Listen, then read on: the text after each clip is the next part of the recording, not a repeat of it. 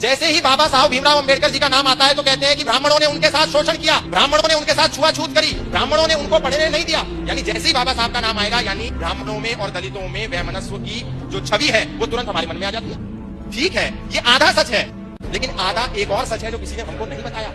बाबा साहब भीमराव अंबेडकर दलित थे, लेकिन अंबेडकर टाइटल एक ब्राह्मण टाइटल है। ये टाइटल बाबा साहब भीमराव अंबेडकर को किसने दिया? बाबा साहब भीमराव अंबेडकर के पास जब पढ़ने के लिए पैसे नहीं थे, धन नहीं था, संपत्ति नहीं थी, संसाधन नहीं थे, तो वो लंदन पढ़ने कैसे गए? उनको फंडिंग किसने दी? ये हमको किसी ने नहीं बताया। उनको फंडिंग दी पंडित आत्माराम अमृतसरी ने, वो भी एक ब्राह्मण थे। उनको फंडिंग दी सयाजी राव गायकवाड़ ने, वो एक क्षत्रिय थे।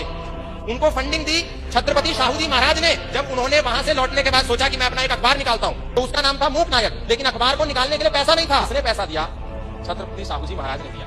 अखबार को निकालने के लिए अनुभव नहीं था, उसका पहला संपादक कौन बना? पंडित आत्माराम अमृतसरी बने, ब्राह्मण थे। लेकिन हमें नहीं बताया गया भीमराव अंबेडकर जी को अंबेडकर टाइटल, ब्राह्मण का सरनेम किसने दिया? उनके ही एक टीचर ने दिया जो कि ब्राह्मण थे।